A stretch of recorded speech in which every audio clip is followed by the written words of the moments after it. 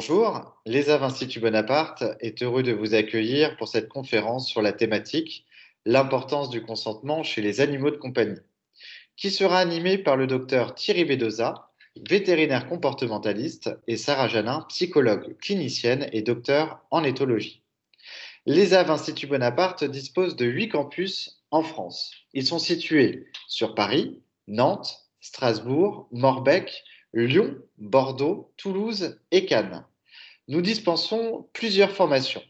La certification professionnelle d'auxiliaire vétérinaire, sanctionnée par un titre enregistré au répertoire national des certifications professionnelles. Cette formation est possible en apprentissage, mais également en format scolaire avec de nombreux stages. Nous proposons également le DU éthique et conditions animales, devoirs des humains, en partenariat avec l'Université de Haute-Alsace. La formation d'éducateur canin, le BTSA technico-commercial univers jardin et animaux de compagnie, mais également avec la spécialité biens et services pour l'agriculture. Nous proposons enfin la formation de toiletteur canin et félin, ainsi que l'ACACED, l'attestation de connaissances pour les animaux de compagnie d'espèces domestiques. L'ESAV Institut Bonaparte est très sensible au bien-être animal, en enseignant par exemple pour la formation d'éducateurs canins des techniques d'éducation positive aux apprenants. Notre engagement, le suivi individualisé de nos étudiants, la professionnalisation, la perspective d'ouverture aux métiers de demain. Enfin, l'ESAV Institut Bonaparte est la seule école française reconnue par le groupement de cliniques vétérinaires SwissVet en Suisse. Une passerelle est donc possible à l'issue de la formation d'auxiliaire vétérinaire pour réaliser une 3e année de formation en Suisse. N'hésitez pas à revenir vers nous pour nous rencontrer sur nos différents campus par le biais de portes ouvertes qui sont organisées chaque mois ou en nous demandant un entretien individuel afin de vous accompagner au mieux dans votre projet professionnel. Je laisse maintenant la parole au docteur Thierry Bedoza et Sarah Janin. Je vous souhaite une excellente conférence. Bonjour, je remercie beaucoup ma consoeur Sandy Limousin et le groupe ESAV d'avoir sollicité notre intervention à moi et à Sarah Janin. J'ai fait mes études vétérinaires à l'école vétérinaire de Maisons-Alfort entre 1985 et 1989. Pendant ces études, où j'ai passé aussi beaucoup de temps dans des universités des États-Unis et du Canada, j'ai été très choqué parce que je trouvais que chaque animal n'était pas considéré comme une personne à part entière. J'ai été choqué par ce que j'ai vu dans l'expérimentation animale, j'ai été choqué par ce que j'ai vu dans les animaux, dans des systèmes d'élevage intensif, j'ai été choqué par ce que j'ai vu dans les abattoirs, j'ai été choqué par ce que j'ai vu à cette époque pour la prise en charge des chiens et des chats à l'école vétérinaire de Maisons-Alfort. On n'avait pas de considération pour eux, on ne les considérait pas comme des personnes. Lorsque ma consoeur Sandy Limousin m'a sollicité pour parler de l'importance du consentement chez les animaux, je me suis senti totalement à ma place parce que voilà, j'ai toujours considéré les animaux, chaque animal comme une personne à part entière. En revanche, clairement, ce sujet, l'importance du consentement, c'est vraiment pas une valeur de ma génération. Et c'est pour ça que je suis ravi que Sarah ait accepté, Sarah qui a 34 ans, est accepté de porter cette intervention. Je pense que c'est vraiment une valeur de votre époque, à vous, les plus jeunes.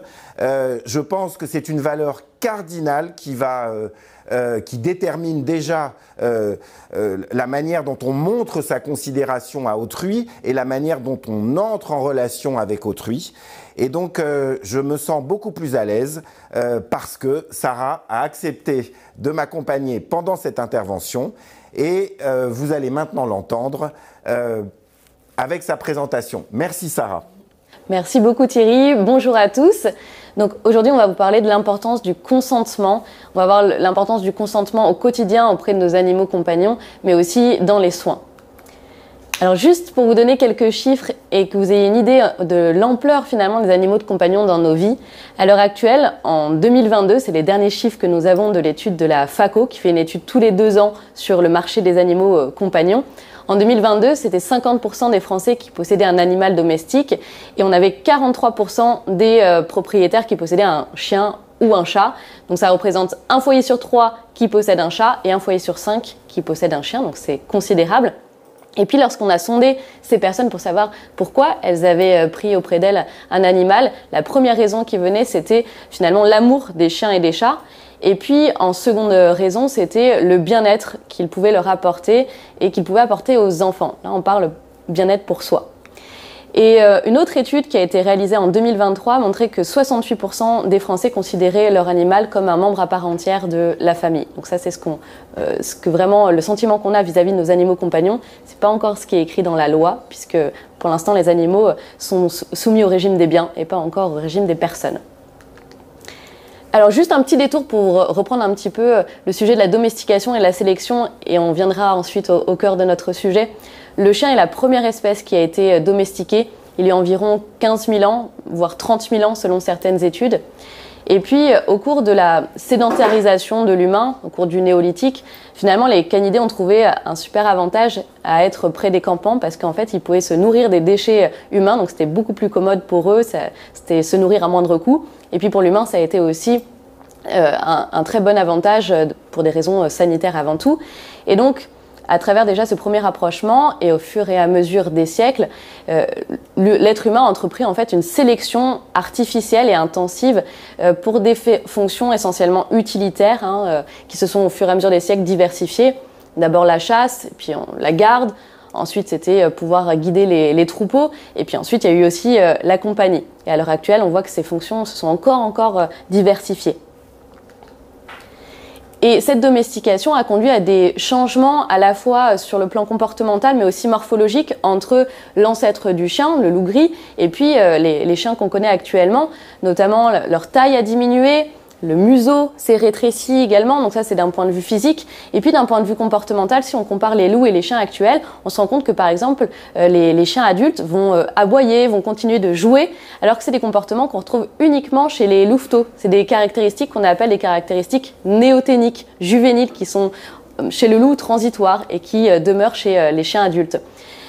Et puis, donc ça, c'est vraiment la domestication, mais la sélection artificielle, donc réalisée par l'humain de manière intensive, a conduit à des changements à la fois sur le plan morphologique. Par exemple, si vous pouvez regarder sur cette photo la différence entre un dogue des Canaries et puis un spitz nain, vous voyez à quel point ils sont si différents. Et pourquoi ? Parce qu'ils ont été sélectionnés pour des fonctions très très différentes. Et ça a conduit aussi à des changements dans leur tendance comportementale, c'est-à-dire un chien de troupeau ou un chien de garde ne vont pas du tout avoir les mêmes caractéristiques comportementales. Et parfois, ces caractéristiques sont poussées à l'extrême, ce qu'on appelle des hypertypes. On y reviendra éventuellement. Alors, un petit détour aussi par la domestication du chat. Le chat, il a été... alors, déjà, la domestication du chat est controversée, parce qu'on ne sait pas vraiment si le chat a été domestiqué, s'il s'est auto-domestiqué ou si on peut même parler de domestication. Mais en tout cas, il a fait son apparition auprès de l'humain il y a environ 9000 ans, voire 11 000 ans selon certaines études, et notamment au moment où s'est développée l'agriculture au Proche-Orient. En fait, les chats ont trouvé eux aussi un super avantage à être près des réserves, les réserves de grains en fait, au moment où l'agriculture s'est développée. Et puis l'humain a toléré sa présence parce que ça permettait d'éviter qu'il ait nuisible en fait dans ses récoltes. Et la morphologie des chats au cours de la domestication a peu évolué par rapport aux chiens, c'est-à-dire qu'on a eu quand même la taille des chats qui a diminué par rapport à leur ancêtre, le chat sauvage. Les robes aussi se sont un petit peu diversifiées. Il y a eu une réduction aussi de la cavité endocrânienne, donc à l'intérieur de leur crâne, du cerveau finalement, par rapport à leur ancêtre. Mais il y a eu peu de modifications par rapport en tout cas aux chiens. Et c'est seulement en fait à partir du 19e et surtout du 20e siècle que là, avec la sélection artificielle qui a été réalisée sur les races de chats, on a eu une grande là, au contraire, diversité des robes, des tailles et des différentes morphologies de chats. Donc là, je vous ai donné quelques exemples sur les photos. Et d'un point de vue comportemental, par contre, ce qu'on a recherché au cours de la sélection artificielle, le chat n'a pas été vraiment sélectionné pour une fonction, c'est-à-dire à part la compagnie. c'est vraiment très différent de la domestication du chien. Hein. Et en fait, on est allé plutôt sur des tendances comportementales qui allaient vers une tolérance accrue vis-à-vis des congénères, par exemple, et de l'humain.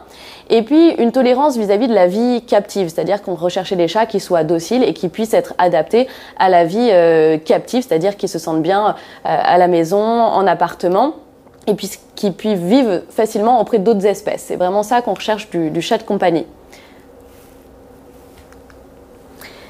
Et alors actuellement, le lien que nous entretenons avec nos animaux compagnons, c'est le fait qu'ils soient considérés comme des membres de la famille. C'est un phénomène qui est vraiment récent. C'est-à-dire que là, je vous ai mis quelques citations, notamment d'Éric Baraté, qui est un historien des relations entre l'humain et les animaux non humains. Le chat ou le chien de compagnie, qui n'a d'autre utilité que l'agrément, est pour l'essentiel une création occidentale du XXe siècle. Et puis une autre citation, cette fois-ci d'un sociologue, Nicolas Herpin, « Les attentes sont de moins en moins fondées sur les services rendus par l'animal et de plus en plus sur le rapport en tant qu'animal de compagnie. » Alors ça reste un service, la compagnie. Hein. Et alors cette cohabitation très ancienne entre l'humain et le chat, entre l'humain et le chien, a aussi conduit à des modifications dans nos systèmes de communication. Je vous donne juste quelques exemples. On s'est rendu compte par exemple que les chiens utilisaient beaucoup l'aboiement lorsqu'ils s'adressaient à l'humain, alors que ce comportement vocal, on l'observe très peu chez les chiens errants. C'est-à-dire que l'aboiement, c'est pas une vocalisation qui est très utilisée par les chiens qui vivent libres et errants et qui communiquent entre eux. C'est vraiment quelque chose qui s'est développé dans la communication interspécifique avec l'humain et qui a été renforcé bien sûr par la sélection artificielle et des fonctions comme la chasse. D'autre part, vous aurez remarqué aussi que les chiens entre eux, lorsqu'ils communiquent, se regardent très rarement dans les yeux fixement. C'est plutôt un signe de menace, donc ils évitent et ils alternent le regard lorsqu'ils échangent entre eux. En revanche, le chien a appris à fixer l'humain dans les yeux pour le solliciter, pour réclamer son attention. Donc il y a eu vraiment une modification de son répertoire, hein, de sa communication spécifique à ses interactions avec l'humain. Et puis le chat, c'est pareil. Le miaulement est une vocalisation qui est très utilisée entre le chat, enfin, qui part bien sûr du chat vis-à-vis de l'humain, mais qu'on retrouve très peu entre congénères. C'est-à-dire que les chats entre eux vont utiliser d'autres vocalisations, mais pas le miaulement. Et de la même façon, le ronronnement aussi est très peu utilisé entre congénères, alors que vous avez pu l'observer avec votre chat, il a tendance à ronronner très facilement dans différents contextes. Mais ça aussi, c'est une vocalisation qui a été renforcée dans la communication interspécifique entre le chat et l'humain. Et de notre côté, nous aussi, hein, je pense que certains d'entre vous s'en rendent compte et parfois essayent de peut-être se freiner dans ce mode de communication, mais on a tendance à parler à nos animaux de compagnon comme on le ferait à un jeune enfant, à un bébé, c'est-à-dire à accentuer nos intonations aiguës, à lui parler avec beaucoup de modulation. Et on fait bien, parce que donc moi j'avais mené ma thèse de doctorat là-dessus et on se rend compte qu'en fait les animaux compagnons sont sensibles à ce type de discours qu'on appelle le pet directed speech, qui est vraiment comme le discours adressé à des jeunes enfants parce que ça attire davantage leur attention et ça permet de transmettre plus facilement nos intentions, nos motivations. Donc on sait aussi ajuster à nos animaux dans notre communication. Alors une autre thématique qui va nous permettre d'arriver vraiment au cœur de notre sujet du jour, c'est la différence, en fait, le mode de vie entre les chats et les chiens qui vivent errants et donc libres et les chats et les chiens compagnons dans nos foyers qui vivent captifs, donc comme des animaux sauvages qui seraient en captivité. Alors qu'est-ce que font les chats et les chiens errants, d'ailleurs qui représentent la majorité des chiens et des chats sur Terre, hein. Rappelez-vous que les animaux compagnons, c'est une toute petite minorité à côté des chats et des chiens libres et errants. Eh bien, ils vont passer énormément de temps à rechercher de la nourriture. C'est ce qui va vraiment occuper une grosse partie de leur journée. Ils vont passer un temps considérable à essayer de se préserver des dangers, à se protéger, à rechercher des partenaires sexuels, et puis s'ils ont réussi à s'occuper de leurs petits. Et puis ils vont passer aussi un temps important à se reposer. Comparativement, nos animaux compagnons, qu'est-ce qu'ils font de leur journée? Ils n'ont pas besoin de rechercher de la nourriture, ils sont nourris. Ils n'ont pas besoin de se protéger, ils sont logés et a priori préservés des dangers. La plupart sont stérilisés, donc ils n'ont pas à rechercher de partenaires sexuels. Et est-ce qu'ils ont besoin de se reposer? C'est ce qu'ils font principal, en tout cas un temps considérable dans leur journée. Alors là, j'ai mis 20 heures sur 24 points d'interrogation. Bien sûr que ça varie selon les individus. mais ils passent une grande partie du temps à se reposer. Et la question, ça va être se demander trop, certainement. Alors si on y réfléchit bien, à partir du moment où on adopte un chien ou un chat, eh ben, déjà on va lui imposer un environnement physique, c'est-à-dire qu'il n'a pas choisi l'environnement dans lequel il va se développer, vivre, et parfois cet environnement physique, il est très éloigné de ses conditions de développement. Par exemple, les élevages de chiens ou de chats sont le plus souvent à la campagne. Et qu'en est-il quand l'animal arrive en ville et que cet environnement est totalement inconnu et potentiellement effrayant s'il n'a pas pu s'y familiariser lorsqu'il était petit. On va lui imposer également une vie captive pour la plupart, c'est-à-dire je ne pense pas seulement aux appartements, je pense aussi aux maisons avec jardin. Donc hormis les chats qui ont la possibilité de sortir de cet environnement captif, généralement la plupart de nos animaux sont quand même confinés et dans des environnements qui sont parfois appauvris également. Alors je vous ai mis quelques images, vous pouvez comparer la vie de chiens ou de chats qui vivent dans la rue, errants, versus des animaux qui vivent captifs, donc derrière des portails, derrière des fenêtres, et qui regardent ce qui se passe à l'extérieur. Ils sont aussi contraints de vivre dans la proximité d'individus, là encore, qu'ils n'ont pas choisis, qu'ils doivent apprendre à connaître, à tolérer, à apprécier. Que ce soit, alors là j'ai mis des enfants sur les photos, mais c'est aussi des personnes adultes bien sûr, et c'est comme si on vous imposait des colocataires, et vous n'ayez aucun mot à dire, et il faut que vous acceptiez et que vous parveniez à vous entendre avec ces personnes. Et puis parfois on vous impose aussi de vivre avec d'autres individus, d'autres espèces, ou de congénères, et parfois c'est très compliqué de vivre avec des congénères, je pense notamment aux chats, mais ça peut être aussi une problématique pour les chiens. Et alors déjà, quand on réfléchit à ça, qu'en est-il de leur consentement à nos animaux compagnons dans ce contexte-là, dans cette configuration? Si je continue, si je creuse encore ce sujet, au quotidien, nous allons choisir s'ils vont manger, quand ils vont manger, qu'est-ce qu'ils vont manger, à quelle fréquence, quelle quantité, et puis par quel biais. Est-ce qu'on va leur donner une gamelle? Est-ce qu'on va éparpiller leur nourriture? Est-ce qu'on va utiliser des systèmes ludiques de nourriture? En tout cas, c'est nous qui décidons de tout ça. Nous décidons s'ils peuvent sortir, quand, à quelle fréquence, où, dans le jardin, dans le quartier, dans un parc, en forêt, et dans quelles conditions. Est-ce qu'ils vont être en laisse? Est-ce qu'ils vont être en longe? Est-ce qu'ils vont être en liberté? Est-ce qu'ils vont être muselés aussi pour certains chiens? Certains chiens sont obligés de sortir en laisse et muselés. Nous décidons s'ils vont avoir la possibilité de se reproduire, quand, avec qui. Nous décidons s'ils peuvent interagir avec des congénères, et si oui, avec qui, à quelle fréquence, encore une fois, dans quelles conditions. Est-ce qu'ils vont être en laisse? Est-ce qu'ils vont être en liberté? Alors j'ai mis une petite diapo qui va nous rappeler à tous ce qu'on a vécu au cours du confinement, c'est-à-dire qu'on décidait si on pouvait sortir ou non, et à quelle distance, pendant combien de temps, si on allait pouvoir interagir ou non avec des congénères. On a vécu exactement, pendant une courte durée, heureusement pour nous, ce que vivent nos animaux compagnons au quotidien. Et ça a été vraiment, je pense, une prise de conscience pour beaucoup de propriétaires aussi, d'être capable de se mettre à la place de son animal pendant une courte durée.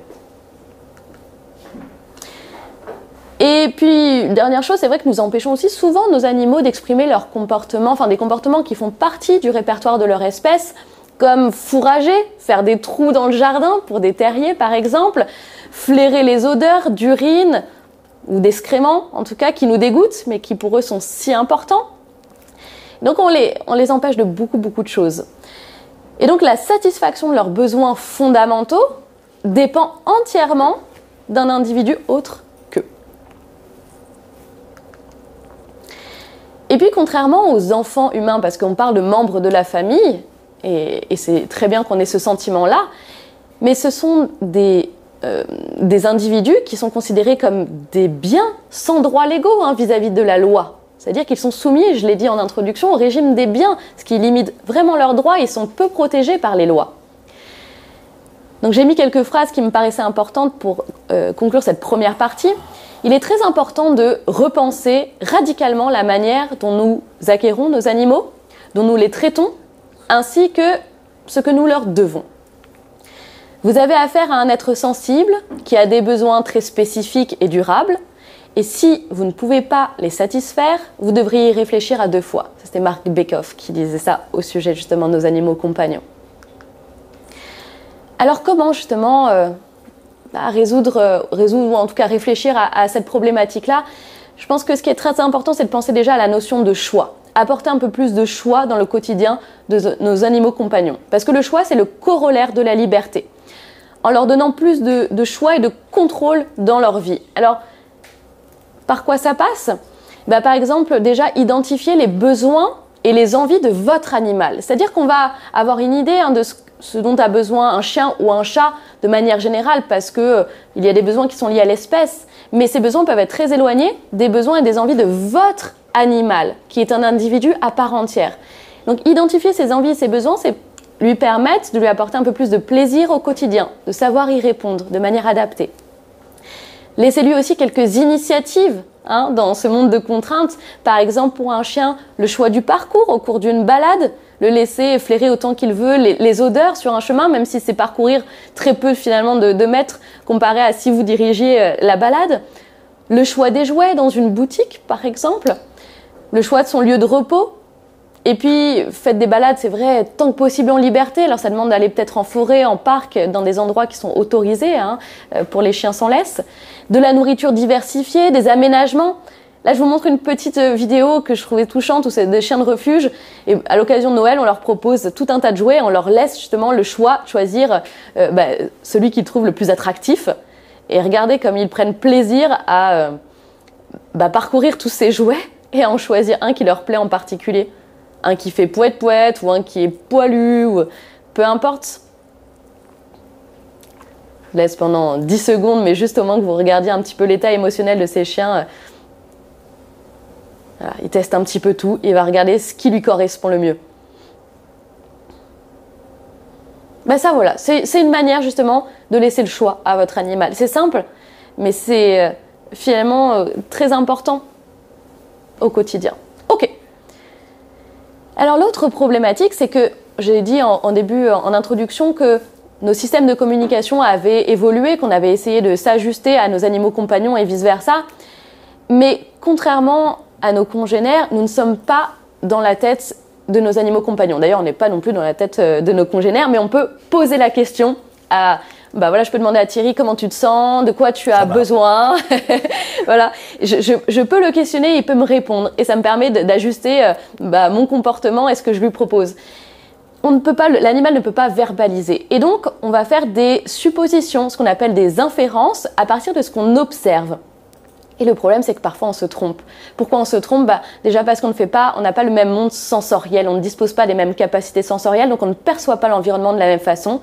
Et à partir de là, on peut vraiment commettre des erreurs importantes qui peuvent dramatiquement détériorer la relation que nous avons avec nos animaux et parfois conduire à des conduites très inadaptées, voire à de la maltraitance, et voire dans des cas ultimes à l'abandon ou à l'euthanasie de certains animaux. On aura l'occasion d'y revenir pour donner quelques exemples.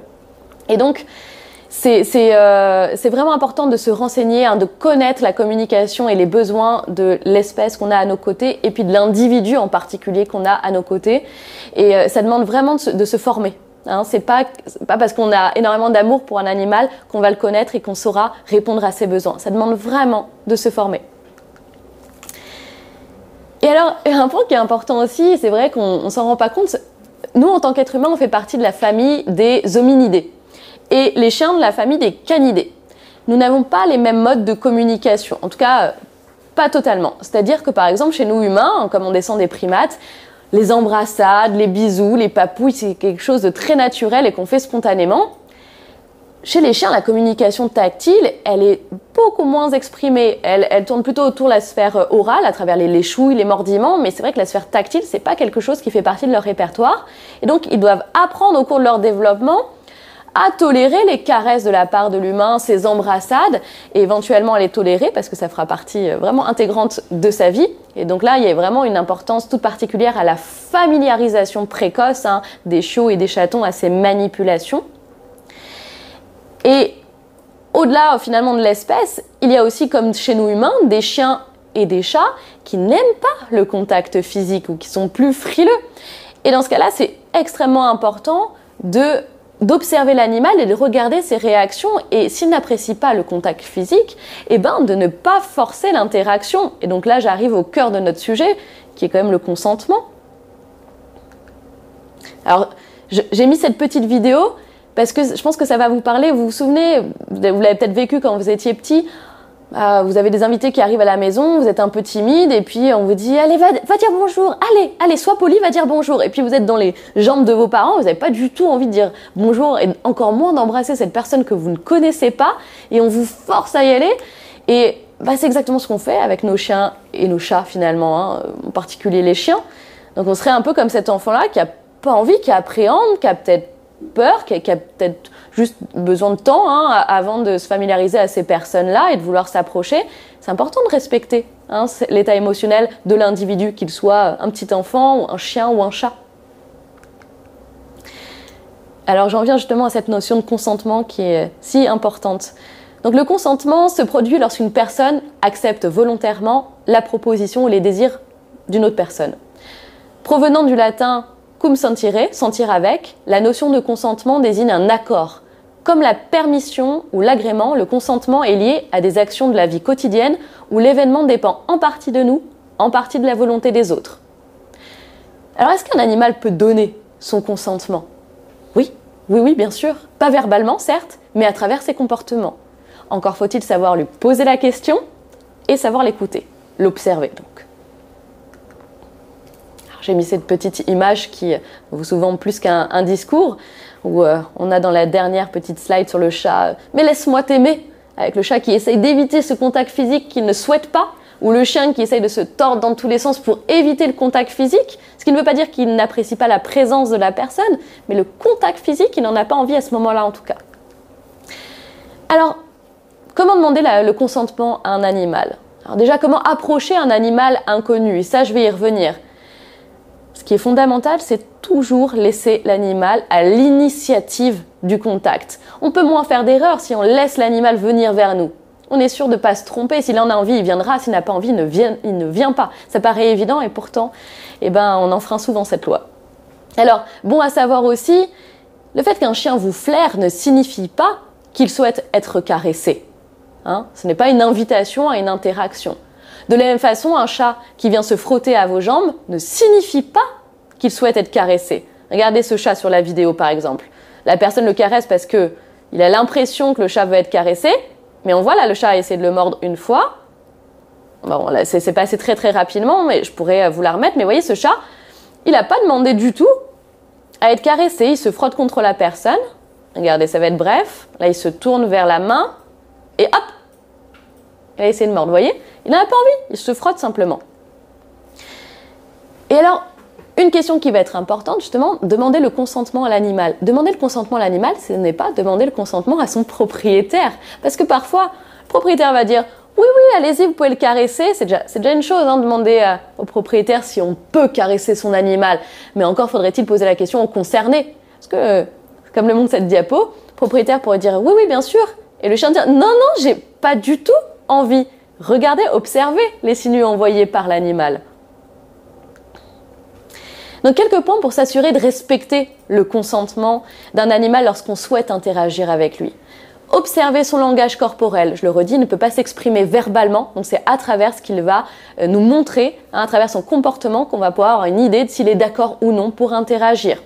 Donc les chiens et les chats communiquent principalement avec leur langage corporel, et ça nous donne des indices sur leur confort et leur tolérance.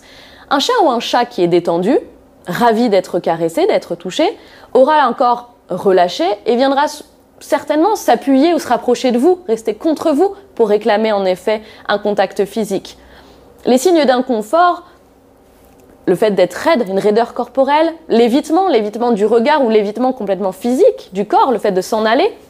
Et puis, il y a des signaux qui sont peut-être plus évidents, comme le fait de grogner pour les chiens, de montrer les crocs ou de feuler pour le chat. Donc là, on est déjà arrivé à un stade où on est rapproché et le chien ou le chat n'a pas d'autre moyen que d'écarter avec des signaux un peu plus virulents. Donc par exemple, ce chien-là qu'on a reçu en consultation, vous voyez, il porte un harnais avec un petit sigle ne me touchez pas. Ce qui est bien pour préserver d'ailleurs l'intimité et l'état émotionnel d'un chien qui ne souhaite pas être caressé. Pourquoi moi je me permets là de le caresser? Tout simplement parce qu'il est collé contre ma jambe, qu'il est venu spontanément. Je ne le regarde pas, je suis en train d'interagir avec ces humains qui sont face à moi et je lui caresse le poitrail. Et puis, il est libre de partir. Il est libre. S'il ne souhaite pas d'interaction, il peut partir. Un exemple d'interaction avec un chat. La personne veut caresser le chat. Bah, il montre clairement, là il mord la personne qui n'a pas envie d'être caressée. La personne insiste, le chat est quand même patient, et finit par partir, parce qu'il a la possibilité, en l'occurrence, de partir. Mais vous voyez, la personne n'a pas du tout écouté ses premiers signaux. Pourtant, évident, il mordait la main. Et alors là, c'est une compile d'une vidéo YouTube, accrochez-vous. Et là, vous allez pouvoir identifier les signes d'inconfort, et parfois aussi de patience, de ces chiens et de ces chats, avec qui on force nettement l'interaction. Donc je vous laisse regarder, c'est difficilement supportable. Là, le chien ne peut même pas sortir.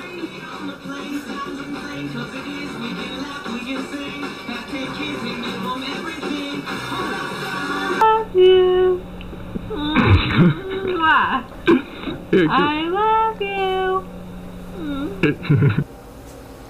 Give me a kiss. Give me a kiss. Give me a kiss. Give me a kiss. Kiss.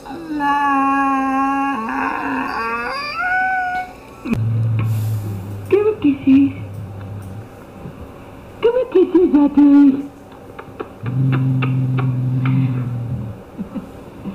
Give me kisses.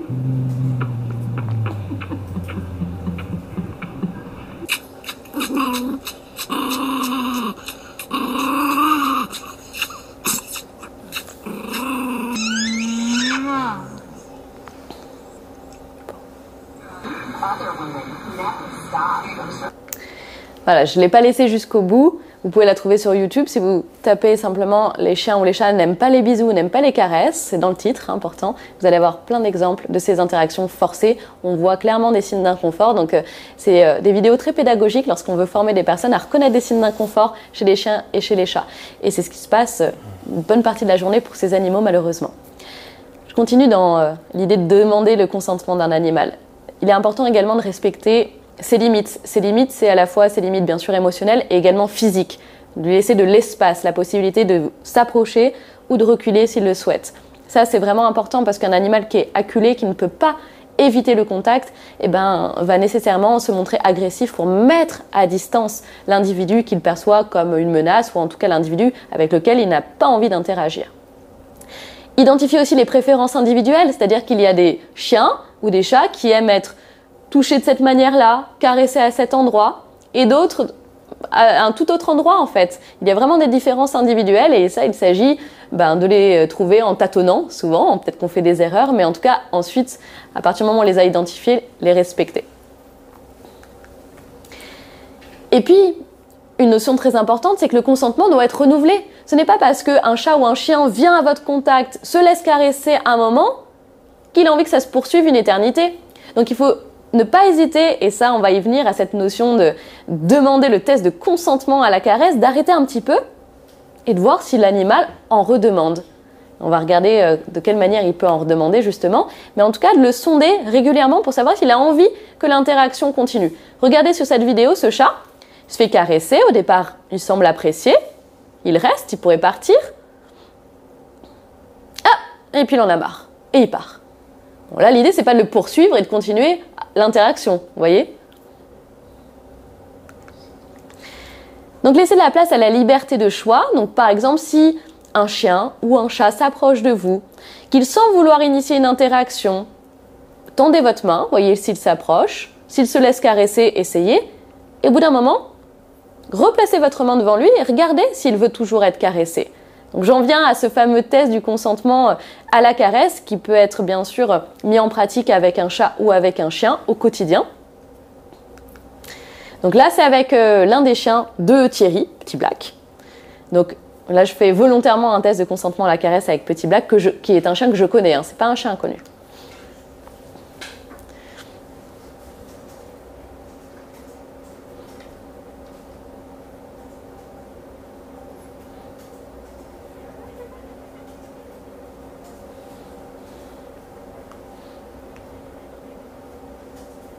Petit Black, c'est un chien très très anxieux.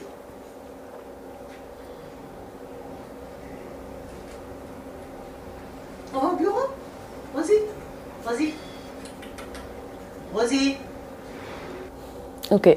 Donc dans cette vidéo, vous avez vu que pour demander s'il était encore d'accord, non seulement j'ai mis ma main à côté de son museau, mais je l'ai prévenu verbalement. J'ai dit Petit Black pour avoir son attention et que là qu'il me dise ok, je veux bien que tu continues. Et comment il a manifesté? En poussant mon bras avec son museau en l'occurrence. Vous avez son frère, Yellow, qui lui alors c'est très bien manifester le fait qu'il ait envie d'être caressé. Regardez, il le fait pas de la même manière. Lui, ça va être avec la patte, mais c'est très significatif. Yellow, il est aussi très anxieux, mais il a une personnalité extrêmement extravertie.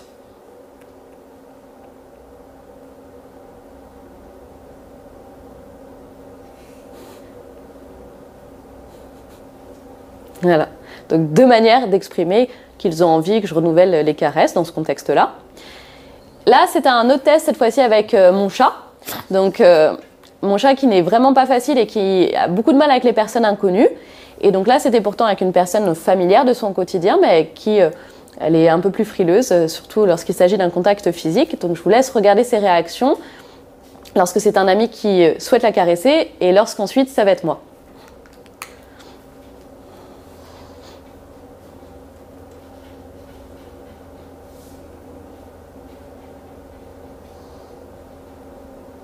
Regardez ses oreilles, la pauvre. Regardez ses oreilles.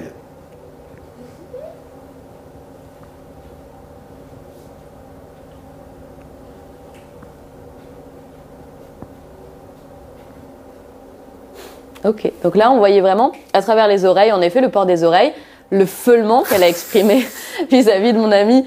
Et puis moi, le moment où je lui ai demandé si elle était ok que je la caresse, c'était juste après. Donc elle était encore un peu tendue, donc il fallait que je reste quand même vigilante et que je m'assure vraiment qu'elle a envie d'être caressée. Ce qui peut être complexe après un état émotionnel comme ça négatif. Et alors, un cas particulier, c'est quand même aussi les enfants. Parce que les enfants, ils vont calquer leur comportement sur ceux de leurs parents et puis d'autres adultes. Et c'est important de les informer aussi, les enfants, de la manière dont ils peuvent demander le consentement en animal. Déjà en gardant un peu leur distance, c'est-à-dire, mais je sais que tu as envie d'interagir avec ce chien, tu peux lui dire bonjour ou à ce chat de loin, tu peux lui envoyer un bisou, tu peux éventuellement caresser ta peluche aussi plutôt que l'animal en question. Ou alors leur donner d'autres possibilités d'interagir avec l'animal qui ne passent pas par un contact physique, pas à travers la caresse ou les embrassades, mais à travers le jeu, par exemple, ou à travers la distribution de friandises, ce qui va permettre à l'enfant et à l'animal de créer du lien, mais en toute sécurité et dans le respect de l'animal. Donc là, on voit une petite fille qui tient son chien dans les bras. Alors pour l'instant, il tolère à peu près, mais là, vous voyez qu'il n'a plus envie. Et elle continue à lui faire des bisous. Ouais. Et pouvoir vraiment les former à repérer ces signes d'inconfort de la part de l'animal et du coup à respecter ces signes d'inconfort en relâchant en l'occurrence cette pauvre bête. Alors, on passe maintenant rapidement sur les cas particuliers. Quand même, c'est un thème important aussi du consentement. Et alors, c'est le consentement, oui, bien sûr, mais c'est déjà de créer du lien avec des animaux qui ne sont soit pas familiers des humains inconnus, soit qui ont vécu des expériences traumatisantes avec des humains. Et du coup, c'est vrai qu'il est difficile avec eux de créer du lien. Et donc, comment on va s'y prendre? On va utiliser alors d'abord l'habituation, c'est-à-dire juste être en présence de l'animal sans rien faire, mais simplement qu'il s'habitue déjà à notre présence. Et puis, ensuite, on peut utiliser des techniques qu'on appelle de désensibilisation ou de contre-conditionnement, c'est-à-dire qu'on va changer les représentations que l'animal se fait de l'humain en les remplaçant par des associations positives. L'humain égale, par exemple, friandise ou jeu, quelque chose que j'apprécie. Okay, et donc l'humain n'est pas menaçant, il est associé à quelque chose de positif. Et c'est ce qu'on fait souvent en consultation, Thierry et moi, puisqu'on reçoit souvent des chiens ou des chats qui ne sont pas à l'aise avec l'humain. Et donc on a peu de temps, on a 1h30 à peu près pour créer du lien avec ces animaux.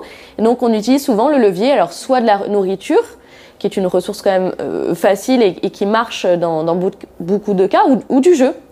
Donc là je vous laisse regarder ce petit chien qui est pas à l'aise du tout avec les humains inconnus. Vous voyez, je lui lance des friandises, il les prend et il recule.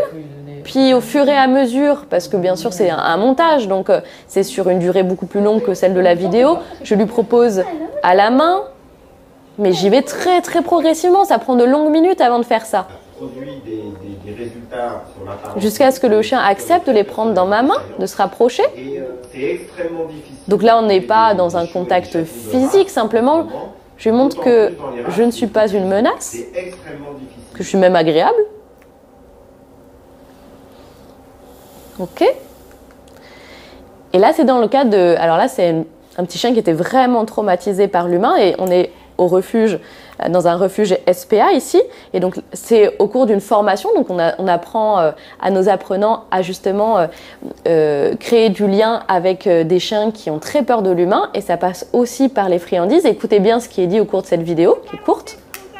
Essaye de... comme ça, tu vois. L'idéal, c'est que tu recules surtout quand elle avance. Quoi, soit pour déclencher le fait qu'elle avance, soit au moment où elle avance.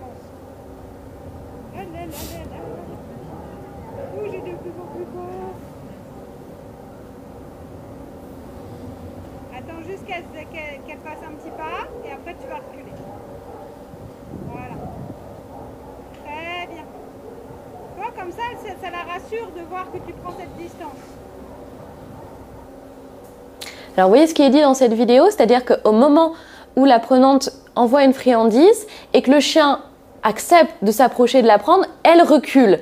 Et donc, il apprend que, ok, si je me rapproche pour prendre la friandise, elle recule. Donc, très bien, ça me rassure, ça m'encourage à le faire. Vous voyez, c'est une première étape.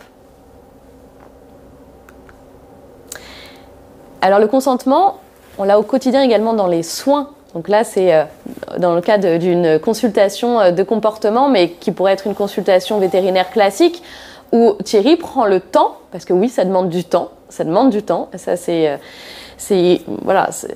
vrai que j'ai beaucoup vu dans des commentaires dire mais un vétérinaire, il a 10 minutes, il n'a pas le temps de faire ça. Peut se donner le temps de le faire malgré tout. C'est de laisser l'animal à l'initiative d'eux, c'est-à-dire en l'occurrence monter sur la table de consultation. Il a choisi de le faire, à l'aide en effet de l'heure, là on utilise des friandises encore une fois, mais on ne l'a pas forcé. Forcer, c'est le meilleur moyen de dégrader la relation, de faire peur à l'animal et qu'il n'ait plus du tout envie d'aller chez le vétérinaire ensuite. Et c'est ce qui arrive la plupart du temps. Bien, parce que là, je suis en train de faire du shaping, c'est-à-dire que je vais la faire monter sur la table sans lui demander de monter sur la table. C'est juste du shaping. Voilà, je suis en train de mettre un biais optimiste pour qu'elle pense que je suis vraiment quelqu'un qui délivre beaucoup. Et ça va, à mon avis, changer la manière dont elle va répondre à ma proposition. Good girl.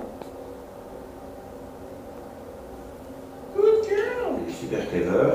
Et donc, voilà. Et donc, les apprentissages associatifs, ça va marcher du feu de Dieu avec elle. Elle se regarder, j'ai déjà en 10 minutes réussi à lui apprendre le contraire de ce que vous avez appris. Ok ? Et je suis sûr que vous ne l'avez jamais vu monter toute seule sur la table d'examen du vétérinaire. Jusqu'à maintenant. Voilà. Ok. Là, de la même façon, c'était un chien que nous avions reçu en consultation de comportement. Et pour le mettre à l'aise, pour qu'il accepte d'interagir avec nous, on utilise des congénères très sociaux et de la nourriture très appétante.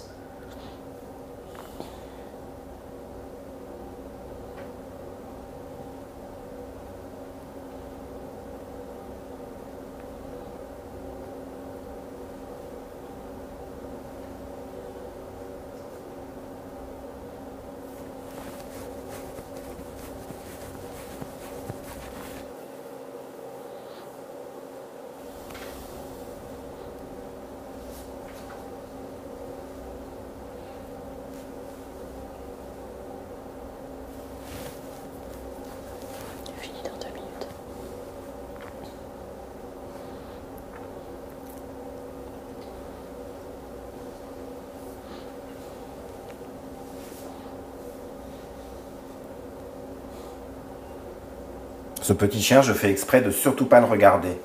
C'est pas un chien qui a confiance en lui, il est très anxieux, il n'est pas en situation de familiarité avec moi. Et tout ça, ça se passe en quelques dizaines de minutes seulement.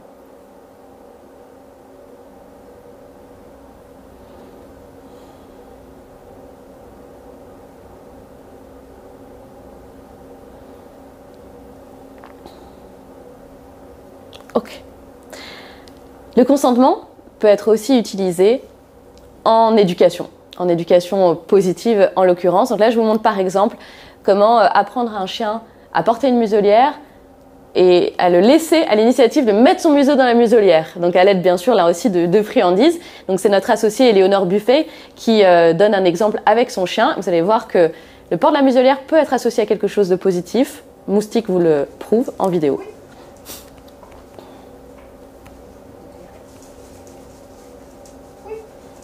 Éléonore a appris l'entraînement des animaux avec des animaux sauvages captifs.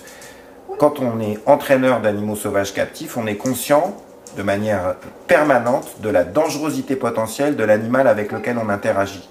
Et donc, nous, dans nos pratiques, quand on soigne des chiens, des chats, des nacs, on est souvent victime d'accidents. Et la meilleure manière pour que l'animal se sente le mieux possible dans le cadre du soin, c'est de prévenir les risques d'accident. On peut toujours tout prévenir. Ok, là cette fois-ci c'est pour le port de la collerette.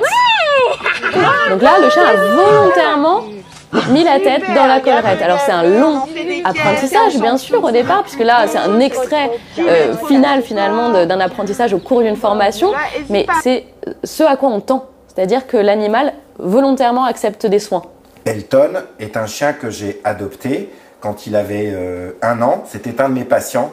Il avait déjà commis des morsures très très sévères sur plusieurs membres de son foyer. Très très sévères. Et donc il est dangereux ce chien. Il était dangereux. Il est mort, paix à son âme. Il est mort à 14 ans. Il a eu une vie bonne et belle à Ava.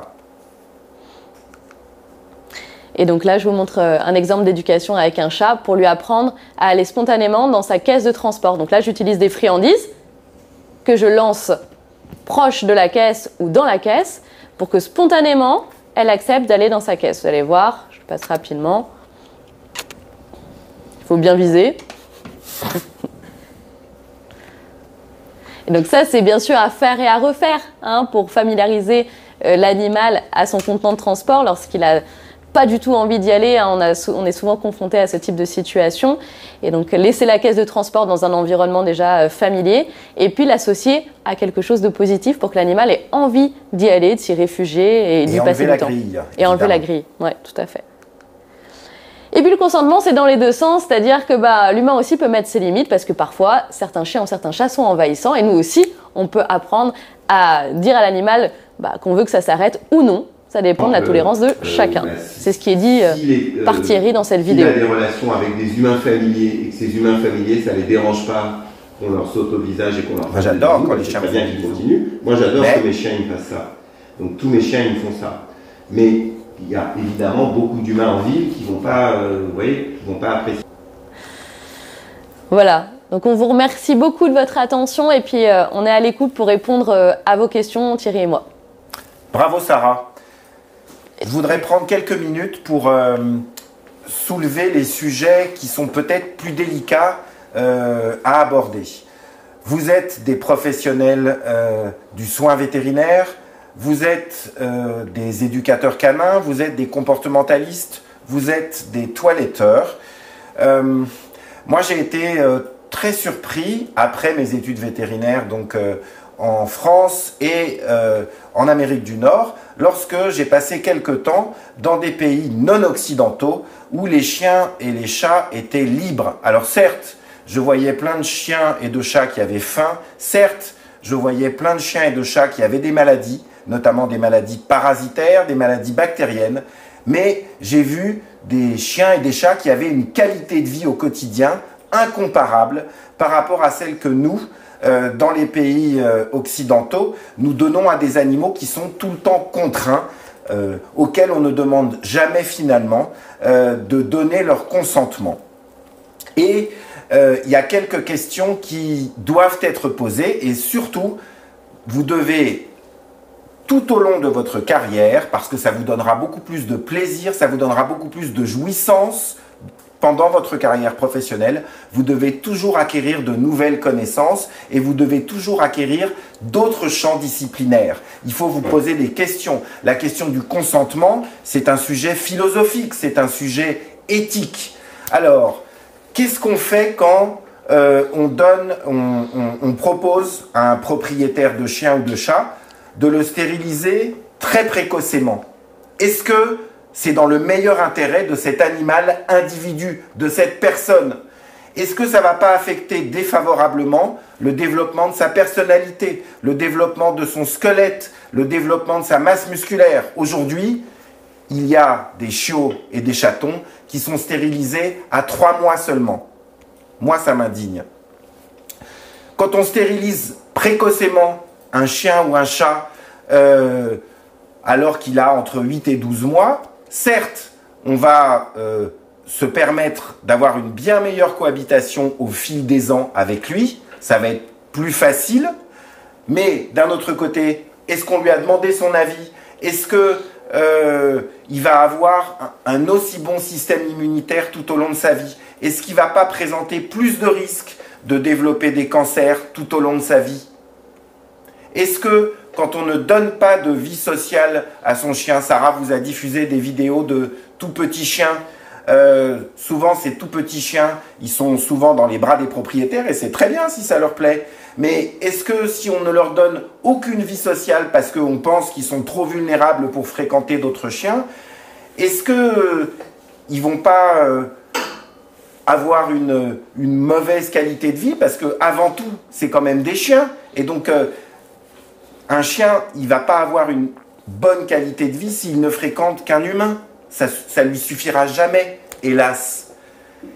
Est-ce que on se pose la question quand on va acheter son chiot ou son chaton chez un éleveur et qu'on le sépare brutalement de sa maman, de sa fratrie, est-ce qu'on se pose la question du choc, du traumatisme que ça peut lui infliger?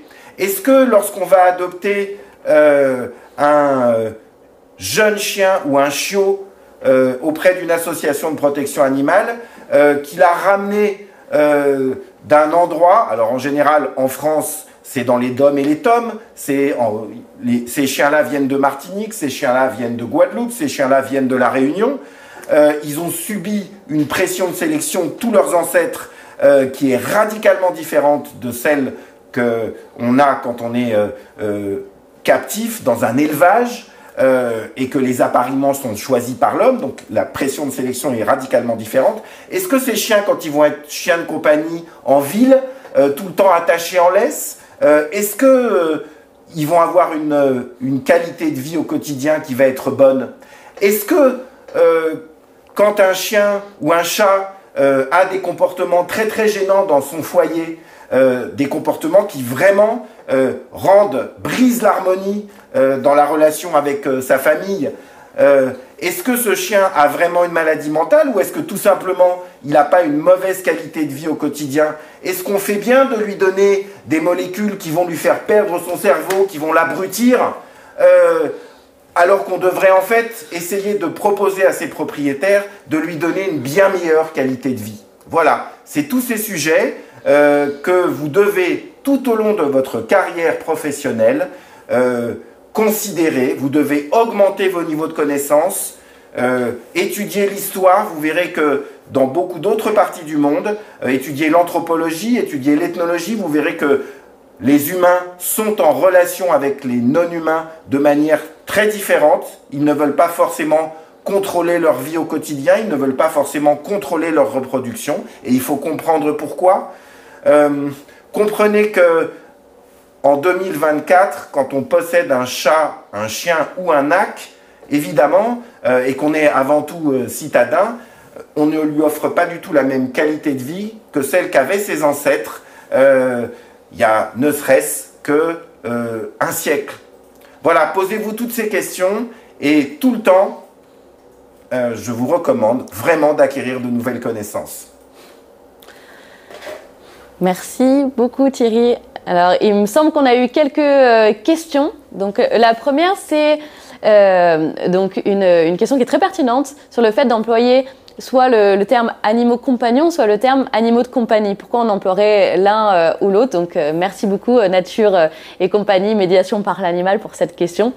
Alors, mon point de vue, j'aimerais beaucoup qu'on utilise uniquement le terme animaux compagnons si on est en mesure de respecter ce terme. C'est-à-dire qu'on prend un animal pour entretenir une relation avec cet individu, un individu qui a des besoins, des envies qui lui sont propres, et qu'on se donne vraiment la peine et des mesures pour respecter justement ses besoins. Parce qu'à l'heure actuelle, vous voyez, quand on regarde que la seconde raison de possession d'animaux, c'est son bien-être et celui des enfants, on est plus dans l'animal de compagnie qui vient finalement nous tenir compagnie. Donc j'aimerais vraiment, et c'est l'objectif un peu de cette conférence aujourd'hui, encore merci les Sav et Sandy, parce que ça nous permet d'aller vers avoir des animaux compagnons et pas seulement des animaux de compagnie.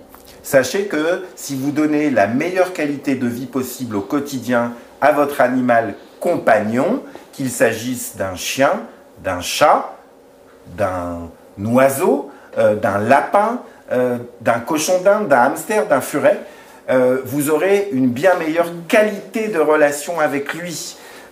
Il aura beaucoup plus envie d'interagir avec vous. Donc ça va changer tout dans la qualité de vie au quotidien que vous lui donnez.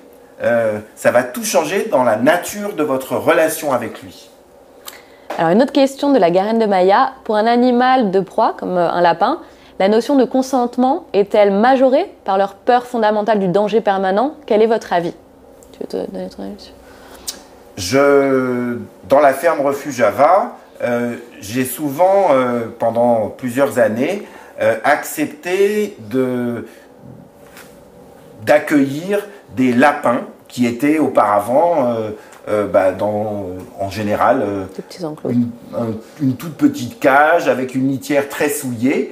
Donc mon objectif, c'était d'améliorer leur qualité de vie au quotidien. Donc je me suis rendu compte que très vite, ils supportaient, même si les enclos dans lesquels on les hébergeait étaient très vastes, en fait, ils creusaient des terriers, des galeries. Et puis, je les voyais ressortir dans les champs. Et puis, je les ai vus très vite s'hybrider avec les lapins du coin, les lapins de Garenne. Et en fait, très vite, même les plus familiers, même les plus proches de l'homme, en quelques semaines, quelques mois, on voit qu'ils retournent très vite. C'est surprenant. À leur vie plutôt naturelle. Donc, et effectivement, du coup, ils commencent à ne plus vouloir interagir, même avec les humains avec lesquels ils étaient les plus en situation de familiarité. Donc, bien sûr, quand vous acquérez un lapin et que vous le faites vivre dans un environnement très domestique, il faut le protéger des chiens qui peuvent venir chez vous. Ça peut lui faire peut-être très peur, surtout si un chien risque de l'agresser et de le blesser, voire de le tuer. Donc, dans le cadre d'un environnement très domestique, peut-être qu'il faut avant tout que vous le protégiez, tout en vous assurant de lui donner une qualité de vie au quotidien. Dans le cadre d'un environnement plus naturel, en général, si on ne prend pas trop de risques, il saura toujours se mettre à l'abri de tout ce qui lui fait peur. Alors, Nature SI, certaines cliniques vétérinaires proposent cet éveil auprès des jeunes animaux. Est-ce que cela fait partie des enseignements en école vétérinaire? Le fait des soins sans stress? Le medical training, je l'ai appris comme Éléonore en entraînant des animaux sauvages captifs. Pour le moment, en France, la majeure partie d'entre nous, les vétérinaires, la majeure partie des ASV, on manque de connaissances sur cet aspect. C'est-à-dire que là, on va vraiment chercher le consentement chez chacun de nos patients. Mais attention, je dis toujours à toutes les stagiaires et tous les stagiaires ASV ou vétérinaires que j'accueille dans nos cliniques, un animal n'est jamais méchant. C'est nous qui lui avons fait peur, c'est nous qui l'hospitalisons dans un environnement dans lequel il ressent beaucoup de stress, qui le rend très anxieux. Et c'est nous qui devons attendre qu'il ait envie d'interagir avec nous. Et donc, il y a des moments où il faut prendre son temps. Parfois, pour familiariser un chat qui a très très peur, il faut 4 jours. Donc pendant 4, 5, 6 jours, ce chat, on va juste l'héberger dans une cage de la clinique, aussi confortable soit-elle. On ne va pas le soumettre à des bruits trop stressants, à des odeurs trop stressantes. On ne va pas lui faire peur. On va lui donner plein de bonnes choses à manger. Et puis à un moment, ben, c'est lui qui va vouloir interagir avec nous. Et à ce moment-là, quand on va commencer les soins, eh ben, on va veiller à ne surtout pas lui faire mal. Alors on a une autre question de Dite Matou. Qu'en est-il des sorties en harnais pour les chats? Comment savoir quand il veut sortir et ce n'est pas le frustrer aussi? Alors ça, je pense que je dis juste deux mots peut-être là-dessus. Les sorties en harnais pour les chats, c'est essentiel quand même le plus possible de pouvoir le familiariser très tôt à ça. C'est-à-dire que vous avez votre chaton, et ben le familiariser d'abord au port du harnais, qui n'est pas quelque chose de naturel. Donc déjà à l'intérieur, est-ce qu'il tolère son harnais, est-ce qu'il a la bonne taille? Et puis la taille va évoluer évidemment en fonction de son évolution. Et puis commencer vraiment à le mettre dans des environnements très calmes et bien sûr protégés. C'est-à-dire que c'est un individu qui est vulnérable. Et donc vraiment des environnements où il n'y ait pas trop de stimuli qui peuvent être anxiogènes pour lui. Et généralement, prendre aussi toujours la caisse, le contenant de transport, le sac, en tout cas familier, c'est-à-dire lui donner toujours la possibilité de se réfugier dans son contenant familier lorsqu'il est à l'extérieur. Donc ça, c'est idéalement si vous avez un chaton et que vous pouvez commencer cette familiarisation dès vraiment ces premiers mois et le faire régulièrement. Si vous avez un chat adulte et que vous voulez le tester, c'est plus délicat, c'est possible, surtout si votre animal souhaite régulièrement sortir. Dans ce cas-là, il faut vraiment déjà familiariser le chat encore une fois au harnais d'abord en intérieur, dans un environnement familier, et ensuite tester ça dans des environnements encore une fois calmes. Et alors comment on va savoir s'il a envie? Déjà, est-ce qu'il va sortir de son contenant spontanément? Est-ce que ça va lui prendre peut-être quelques minutes, quelques heures, on va le refaire souvent, ou est-ce qu'il reste tapi dans son contenant qu'il ne veut pas sortir? Là on a une très bonne indication. Et ne surtout pas le faire sans contenant de transport à côté. C'est-à-dire que si le chat est paniqué dans son environnement, là c'est fichu, puis c'est surtout pas bien traitant pour le coup. Voilà. J'espère avoir couvert la question. Oui, mais le harnais, c'est toujours avec une laisse, comme ça nous donne une sécurité supplémentaire si jamais le chat tente de fuir. Attention aussi, maintenant il y a de plus en plus de contenants qui peuvent non seulement vous permettre de porter le chat contre vous, et votre odeur, votre chaleur peuvent le rassurer, le contact avec vous peut le rassurer, et puis ils ont des petites grilles ajourées ou des petits hublots pour regarder l'extérieur. Et pour les chats qui sont peut-être moins assertifs, plus timides, moins socialisés, moins familiarisés à tout ce qui est la réalité des environnements domestiques des humains, eh bien, c'est très bien de les familiariser au harnais en prenant son temps, mais c'est aussi parfois très bien d'utiliser non pas des contenants rigides, mais d'utiliser des contenants plus souples dans lesquels ils vont se sentir protégés. Alors, Maud, déléguée enquêtrice maltraitance et intervenante en milieu scolaire pour la SPA, sur la question des chats libres, que pensez-vous du nourrissage? Vaste question. Oui, alors bien sûr, moi j'ai fait toute ma carrière de vétérinaire, non seulement en tant que vétérinaire praticien, mais systématiquement j'ai été autant dans la protection animale, tout de suite. Je pense qu'il faut nourrir les chats libres quand ces chats sont stérilisés. La stérilisation d'un chat libre le vulnérabilise considérablement. Un chat libre, il a un moins bon système immunitaire, il dépend vraiment de l'homme. Donc, quand ces chats sont stérilisés, il faut les nourrir. Il faut aussi veiller sur eux parce que si jamais ils développent des maladies, il faut d'une manière ou d'une autre les soigner. En revanche, les chats non stérilisés,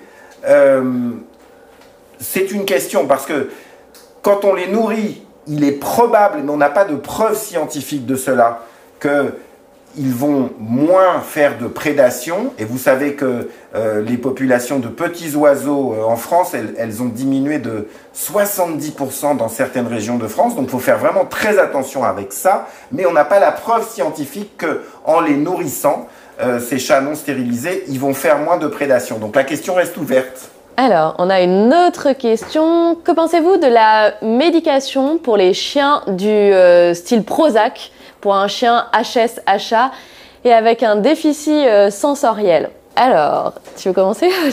Je préfère que tu commences. Alors, ça sera la dernière question, mais c'est vrai que... Alors, pour le moment, hein, on a très peu, voire pas, d'études qui ont permis de... mettre en évidence ce trouble HS-HA chez les chiens, qui est vraiment calqué sur le manuel diagnostique des pathologies humaines, donc hyperactivité, hypersensibilité chez l'humain. Donc c'est quelque chose déjà, un trouble qui est extrêmement controversé. En général, ce qui se passe, là je vous parle empiriquement aussi, nous, des cas que nous recevons. On a des chiens, par exemple des chiens de type berger ou des chiots que nous recevons en consultation, diagnostiqués HS-HA, donc imaginez un chiot de 4 mois qui est diagnostiqué hyperactif ou un chien de berger en appartement qui est enfermé 7 heures par jour, diagnostiqué HS-HA. Je pense que là, la question n'est pas la bonne. C'est pas quelle médicalisation il faudrait, c'est quelles conditions de vie, c'est pas facile à dire, est-ce qu'on lui offre. Thierry et moi, on est plutôt partisans de ne pas pathologiser, en tout cas certainement pas d'un point de vue comportemental, les individus, mais plutôt de revoir l'environnement dans lequel ils se développent et de partir de là, c'est-à-dire identifier les conditions de vie dans lesquelles ils se développent, modifier éventuellement ces conditions de vie pour répondre au mieux à ses besoins et observer si les comportements gênants qui amènent les personnes à nous consulter persistent. En général, en changeant l'environnement, ces comportements gênants diminuent drastiquement et donc le diagnostic HS-HA n'a plus lieu d'être et donc on ne peut passer à côté de la médicalisation. Donc là je vous donne un exemple extrême. Je ne dis pas que la médicalisation est inutile dans certains cas, mais elle peut être utilisée comme levier, mais certainement pas déjà chez les chiots et dans des conditions bien particulières. Moi, j'ai ta présentation et ta réponse ont été très complètes, donc je voudrais juste ajouter 2 choses. Sur un plan scientifique, on commet une erreur énorme en calquant quelque chose qui a été étudié sur l'humain, sur une espèce qui n'a pas du tout la même histoire évolutive. L'histoire évolutive, au fil des années, mais ça concerne donc des millions et des millions d'années d'histoire évolutive des hominidés, n'a strictement rien à voir avec l'histoire évolutive des canidés. Donc sur un plan scientifique, c'est une posture vraiment erronée de considérer que la cognition de Homo sapiens est la même que la cognition de Canis familiaris. Ça, c'est le premier point. Le deuxième point, c'est que il est probable que cette molécule, ça n'a jamais été étudié finalement, donc il faudrait vraiment que ça fasse l'objet d'études scientifiques très rigoureuses, mais il est probable que cette molécule, la fluoxétine, en tout cas ce sont mes observations empiriques de toute mon activité de comportement pendant 25 ans, elle altère profondément les capacités cognitives à discriminer, à catégoriser, à mémoriser, à faire du problem solving. Et donc, donner une molécule qui, certes, est antiproductive, c'est-à-dire qu'elle va abrutir, qu'elle va rendre probablement le chien ou le chat moins gênant, moins impulsif, ça fait sens quand le vétérinaire l'a prescrit. Mais est-ce qu'on ne va pas empêcher l'animal d'apprendre d'autres manières de vivre et d'être en relation avec les humains qu'il met en danger? Il faut beaucoup plus de science. Merci beaucoup pour votre écoute. Au revoir et à bientôt. Au revoir. Ouais, merci encore à Le Save.